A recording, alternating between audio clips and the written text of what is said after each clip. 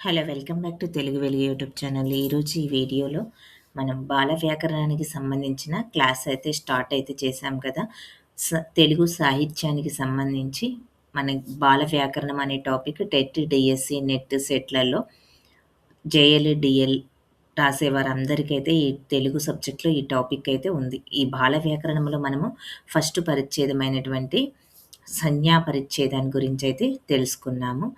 అవి part 1, part 2గా అయితే videos అయితే అప్‌లోడ్ అయితే చేశాను. ఇప్పుడు మనము ఈ సంజ్ఞా పరిచ్ఛేదానికి సంబంధించిన బిట్స్ అయితే చూద్దాము. ఈ బిట్స్ మీరు ఒకవేళ చూడకపోతే ఆ వీడియోస్ చూడండి. ఆ వీడియోస్ చూసిన తర్వాత ఈ బిట్స్‌నైతే ప్రాక్టీస్ అయితే చేయండి. ఈ బిట్స్‌లో మీరు ఎన్ని చేయగలిగారు అనేది మీకు తెలుస్తుంది. ప్రీవియస్‌గా మనకు టెట్, డీఎస్సీలో జరిగిన పేపర్‌లో ఈ బిట్స్ నుంచి మనకి బిట్స్ అయితే రావడం అయితే జరిగింది. ఈ బాల వ్యాకరణానికి సంబంధించి. అందుకని ఇవైతే ప్రాక్టీస్ చేయండి. తర్వాత సంధి పరిచ్ఛేదము, తచ్చమ పరిచ్ఛేదాలు గురించి కూడా తెలుసుకుందాం. ఒకవేళ ఫస్ట్ టైం మా ఛానల్ చూస్తున్నట్లయితే సబ్స్క్రైబ్ అయితే చేసుకోండి. తెలుగుకు సంబంధించిన కంటెంట్‌ని అయితే అప్‌లోడ్ అయితే చేస్తున్నాము. డి ఏపీలో డీఎస్సీ రాబోతుంది. డీఎస్సీకి ప్లస్ ఏపీలో సెట్ కూడా కండక్ట్ అయితే చేస్తున్నారు కదా! సెట్‌కి కూడా ఈ బాల వ్యాకరణం అనే టాపిక్ అయితే ఉంది. ఇక టెట్‌లో పేపర్ 2 తెలుగు వాళ్ళకి అన్ని సబ్జెక్ట్‌ల వాళ్ళకి తెలుగు కామన్ ఉన్న వాళ్ళందరికీ మనకి ఈ టెట్ నుంచి మనకి బాల వ్యాకరణం అనే టాపిక్‌నైతే యాడ్ చేయడం అయితే జరిగింది. ఇది అనేది మీరు అందరూ తెలుసుకోవాల్సిన టాపిక్కు. ఇక బిట్స్ అయితే స్టార్ట్ చేద్దాము. వీడియోని స్కిప్ చేయకుండా వీడియో మొత్తాన్నయితే చూడండి. ఇక భాష యొక్క ప్రాథమిక ప్రయోజనం ఏమిటి? భాష యొక్క ప్రాథమిక ప్రయోజనము అనేది భాషించడము అనే భాష యొక్క ప్రథమ ప్రయోజనం. ప్రాథమిక ప్రయోజనము భాషించడం. బాల వ్యాకరణము వివరించేది ప్రకృతి ప్రత్యయాలలో మార్పులను మనకి బాల వ్యాకరణము వివరిస్తుంది. క్రింది వాటిని జతపరచండి. ఇక నన్నయ్య భట్టు, కేతన, చిన్నయ్య సూరి, బహుజనపల్లి సీతారామాచార్యులు. ఇక వ్యాకరణాన్ని రచించిన వారిని గుర్తించండి అని అడిగారు. నన్నయ్య భట్టు ఆంధ్ర శబ్ద చింతామణి, మూలగటి కేతన ఆంధ్ర భాషా భూషణాన్ని అయితే రచించారు. ఇక నన్నయ్య భట్టు సంస్కృత శ్లోకాలలో భారత వ్యాకరణాన్ని అయితే చేయడం జరిగింది ఆంధ్ర శబ్ద చింతామణిలో.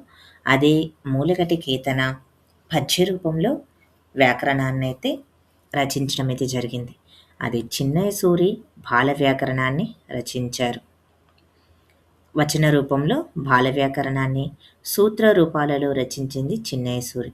బహుజనపల్లి సీతారామాచార్యులు ప్రౌఢ వ్యాకరణాన్ని అయితే రచించారు. ఈ బహుజనపల్లి సీతారామాచార్యులు ఎవరు అంటే చిన్నయ్య సూరి యొక్క శిష్యుడు. ఇక మనకి దీంట్లో సెకండ్ ఆప్షన్ అచ్చులు హల్లులు అనేవి వీటికి సంజ్ఞలు. అచ్చులు హల్లులు అనేటివి వీటికి సంజ్ఞలు. పాణిని మహేశ్వర సూత్రాలకి సంజ్ఞలు. క్రింది వాటిని జతపరచండి. ఎక్కువగా మనకి జతపరచమనే బిట్లు అయితే ఇస్తున్నారు టెట్ డిఎస్సిలో. వీటినైతే మీరు ప్రాక్టీస్ అయితే చేయండి. స్వరములు అంటే ఏమిటి? వ్యంజనములు అంటే అజగ్నల్విక భాగము సంస్కృతం. ఇక స్వరములు అంటే ఏమిటి? వ్యంజనములు అంటే ఏమిటి అనేదైతే చూద్దాం. సంస్కృతము అంటే ఏమిటి? సంస్కృతము అంటే సంస్కరింపబడినది అనే అర్థము. స్వరములు అంటే అచ్చులు, ప్రాణములు, వాటిని స్వరములు అంటారు. వ్యంజనములు అంటే హల్లులు, ప్రాణులు. ఇవి రెండు మీరు కన్ఫ్యూజ్ అవ్వకండి. ప్రాణులు అంటేనే హల్లులు, ప్రాణములు అంటే అచ్చులు. అజగ్లివి భాగము అని అంటే అచ్చులు హల్లుల ఏర్పాటు. అచ్చులు హల్లుల ఏర్పాటు. సంస్కృతము అంటే సంస్కరింపబడ్డది అని అర్థం. మనకి ఫిఫ్త్ సెకండ్ ఆప్షన్. ఔలు రూప విధానాన్ని బట్టి ఎలా పిలువబడతాయి? వక్రములు అంటే వంకరగా ఉన్నవి. ఇవి ఎక్కువ వంకరగా ఉన్న వాటిని వక్రతములు అని మనం ముందు సంఖ్యాప్రజ్ఞలో తెలుసుకోవడం అయితే జరిగింది. ఏలని మనము వక్రములు అని అంటాము. శకటరేప భండీరా అనేది ఒక దేశ పదంలో ఉంది. ఇది తెలుగు ప్రత్యేక వర్ణం కాదు. దేశ పదాల్లో ఉంది కానీ ఇది తెలుగు ప్రత్యేక వర్ణం కాదు. ప్రాకృత వర్ణము, సంస్కృత అక్షరము, సంస్కృత సమము. ఇక మనకి దేశ పదాల్లో ఉంది కానీ ఇది తెలుగులో ప్రత్యేక వర్ణం మాత్రము కాదు. క్రింది వాటిని అక్షరాల సంఖ్యను బట్టి జతపరచండి. ఇక తెలుగు భాష, సంస్కృతము, ప్రాకృతము, స్థిరములు. ఇక తెలుగు భాషలో ఉన్న అక్షరములు మనకి 36. సంస్కృతంలో ఉన్న అక్షరములు 50. అదే ప్రాకృతంలో ఉన్న అక్షరములు 40.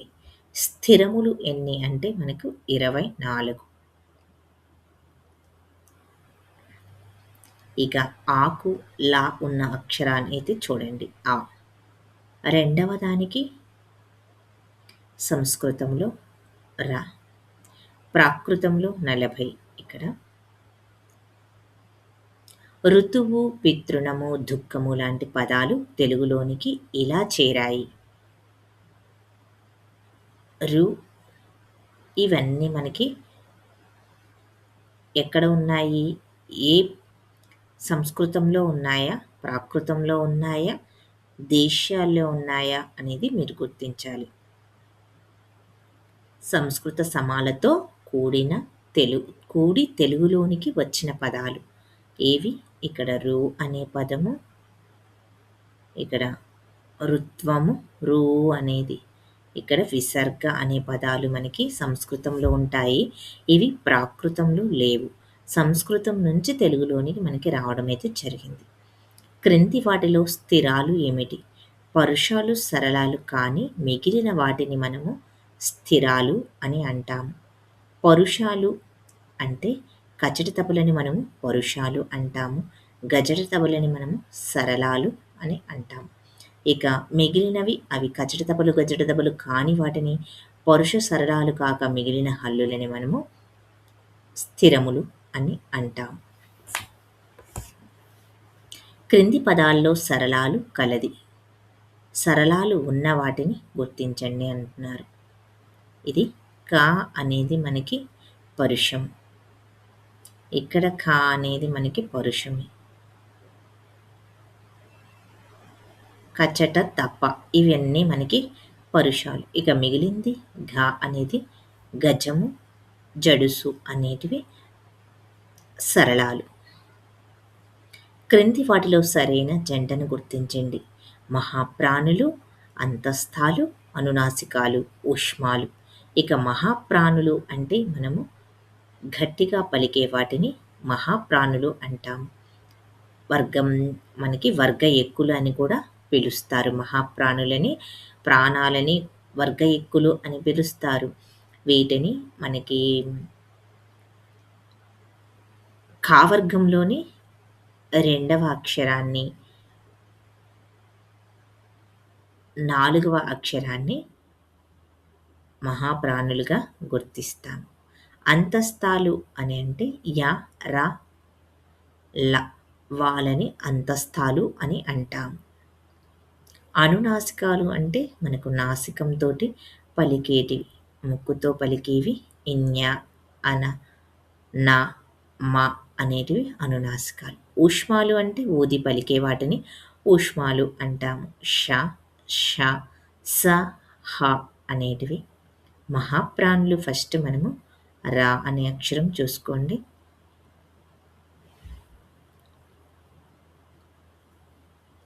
క్రింది వాణిలో తాళవ్య పదాలను గుర్తించండి. చిలుక, చీమ, జిల, జీడి, జేరి, జేజి. ఇక తాళవ్యాలకి పై 3 సరి అయినవి. చైత్రము, జైనము ఈ పదాలున్న భాష ఏమిటి? చైత్రము, జైనము అనే పదాలున్న భాష. తచ్చమము, ఆ, ఆ, ఓ, ఓ, ఓ, ఔలతో కూడినటువంటి ఛాజాలు మనకి దంచాల, తాళవ్యాల. మనకి ఇవి ఆ, ఆ, ఓ, ఊలతో కూడిన ఓ, ఔలతో కూడినటువంటి ఛాజాలు మనకి దంచాలు అవుతాయి. ఇకారాంతంతో ఉన్నటువంటి పదాలకి మనకి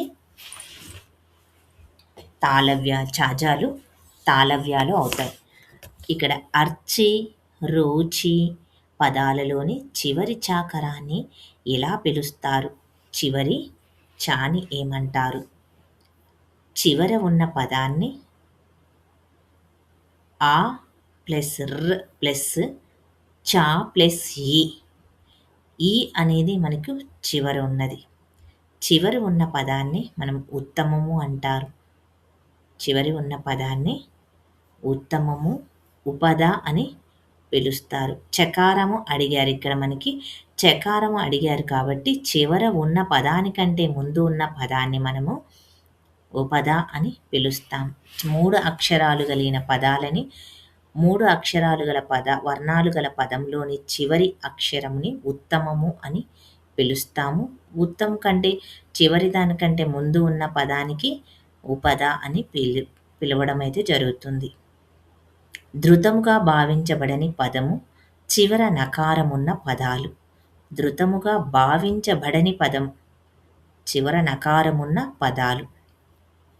చేను, పేను, పోయెను, చూసెను, వచ్చెను, తినెను, పూచెను, తోచెను.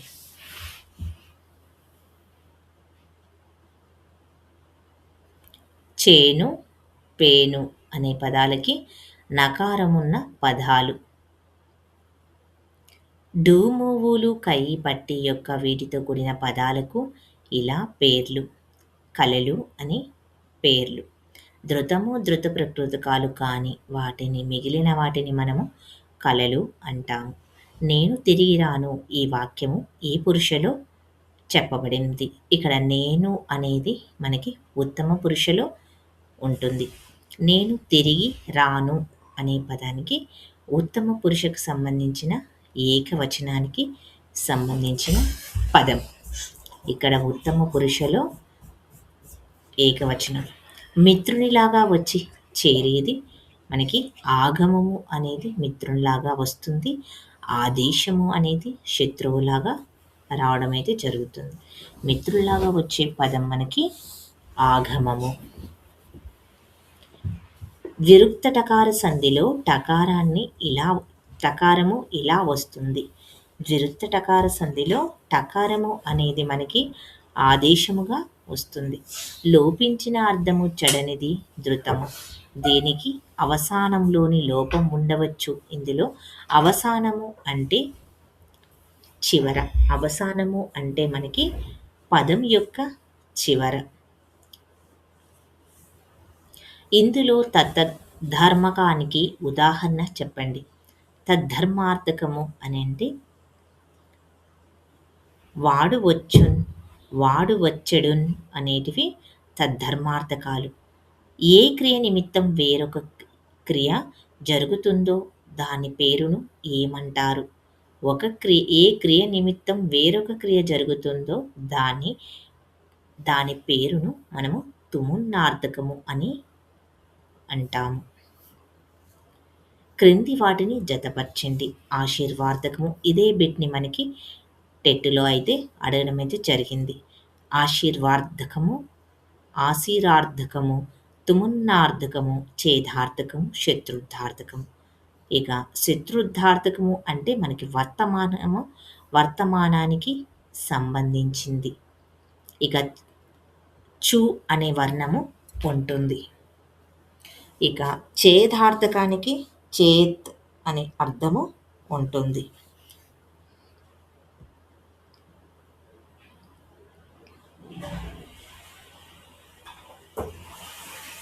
ఆశీర్వార్థకానికి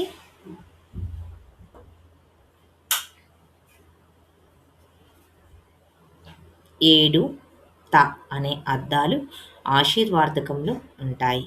తుమున్నార్థకంలో నుగ్న ఉంటుంది. ఇది మనకి థర్డ్ ఆప్షన్ కరెక్ట్.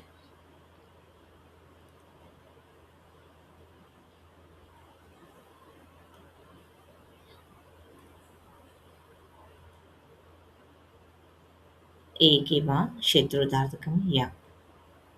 ఇక ధృత ప్రకృతికాలు కాని కళలలో గోడ, మేడ, అమ్మ, అయ్య అనే పదాలు అచ్చ తెలుగు పదాలు.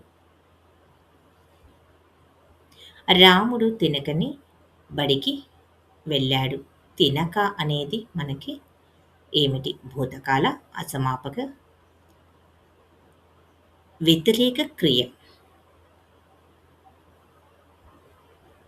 లింగ వచన విభక్తులు చేరనిది. లింగ వచన విభక్తులు చేరనిది అవ్యయాలు అని అంటాము. అడకువ, అరటి వీటిలో ఉన్న బిందువు ఏంటి? అశ్వమైన బిందువు అరసున్న. అర్ధానుస్వరము. కరచబొట్టు పై 3 ఒకటే. ఇవన్నీకి అరసున్నాకి ఉన్నటువంటి పదాలు ఖండ బిందువు, అశ్వమైన బిందువు, అరసున్న అంటాము. దీనికి మరి ఒక పేరు అర్ధానుస్వారము, కరచబొట్టు అని, కురుచబొట్టు అని మనకి 3 పేర్లైతే ఉన్నాయి. ప్లుతము అంటే సూర్య దృష్టిలోని భావం ఏమిటి? ఏకమాత్రా కాలంలో ఉండే వాటిని అచ్చులు అంటారు. ద్విమాత్రా కాలంలో ఉండే వాటిని హల్లులు అని పిలుస్తాము. త్రిమాత్రా కాలంలో ఉండే వాటిని ప్లుతములు అని పిలుస్తాము. వాండు, వీండు, రాండు, లేండు అసాధు రూపాలని సూరి చెప్పిన సూత్రం ఏమిటి? దీర్ఘము మీద సాధుపూర్ణము లేదు అని అయితే మనకి చిన్నే సూరి చెప్పడం జరిగింది. ఇక్కడ హశ్వము ఉంటే ఇక్కడ 0 ఉంటుంది, ఉండవచ్చు. హశ్వము లేదు కాబట్టి ఇక్కడ దీర్ఘము వి అనేది ఇక్కడ మనకి ఉంది కాబట్టి దీర్ఘం మీద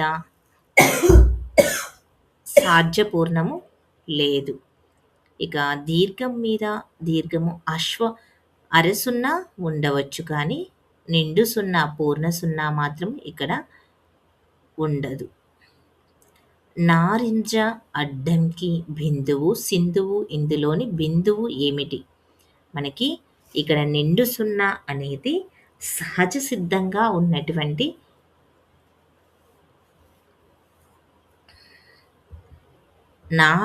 నారిజ అయితే అనలేము. మనకు ఇక్కడ సహజ సిద్ధంగా నారింజ, అడ్డంకి, బిందువు, సింధువు అనే పదాల్లో పూర్ణ బిందువు అనేది సహజ సిద్ధం. హరి అతడు నిద్రవోయే వీటిలోని యకారము వకారాలు ఏమిటి? ఇక్కడ హరి యతడు అనేటివి సంధి వశమున వచ్చినవి. ఇక్కడ సంధి వలన మనకి రావడం అయితే జరిగింది. సంధులలో మనకి ఆగమముగా యావర్ణము, ఇక్కడ వావర్ణము, పాబదులు వావర్ణము అయితే రావడం అయితే జరిగింది. ఇక్కడ ఆ బదులు యా అనే పదము ఆదేశంగా రావడమే జరిగింది. కాయ, పెరుగు, తల, వలికి వీటిలోని యావారాలు ఏమిటి?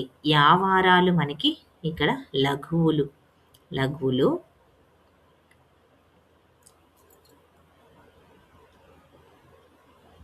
ఇక్కడ శబ్దసిద్ధ వకారము గల తావి, మోవి పదాలలో వకారము ఏమిటి? తావి, మోవి అనే పదాలలో వకారము అనేది అలఘు పదము. హరి ప్లస్ అతడు, హరి అతడు ఇందులోని యకారము ఆదేశముగా వస్తుందా, ఆగమముగా వచ్చిందా, సహజాకారమా అనేది అడిగారు. ఇక్కడ ఆగమముగా రావడం అయితే జరుగుతుంది. ఒక వర్ణము స్థానంలో శత్రువులాగా వేరొక వర్ణము చేరడము అనేది ఆదేశము. సంస్కృత ప్రాకృత తుల్యంబగు భాషని మనము తత్సమము అని అంటాము. తుల్యమగు భాష తచ్చమము. ఇంగార, ఇంగళం, ప్రాకృతం భవము ఇది దేన్ని సూచిస్తుంది మనకి? ఇంగళము అనేది మనకి తద్భవాన్ని సూచిస్తుంది. ఇక్కడ తామర, తామరసం, తామర, రథ, అరథము, పుడవి, పుడమి, పారావత్, పావురం. ఇక్కడ వర్ణ లోపాలు, వర్ణాగమము, వర్ణ వ్యత్యాయము, వర్ణాదేశము ఇవన్నీ మీరు ఆ వీడియోలో అయితే చెప్పడమే జరిగింది. ఒకసారి ఆ వీడియో అయితే చూడండి మీరు. ఇక్కడ అరథము అనేది వర్ణము ఆగమముగా వచ్చింది. వర్ణము ఆగమంగా వచ్చింది. తామరసం అనేది వర్ణ లోపము జరిగింది. ఇక్కడ పుడమి అనేది వర్ణ ఆదేశముగా వచ్చింది. ఇక్కడ పావురము అనేది వర్ణ వ్యత్యాయము అంటే ముందుది వెనుక, వెనుకది ముందుకి రావడం. అరథము అంటే ఒక వర్ణము ఆ అనేది ఇక్కడ పదము యాడ్ అయింది.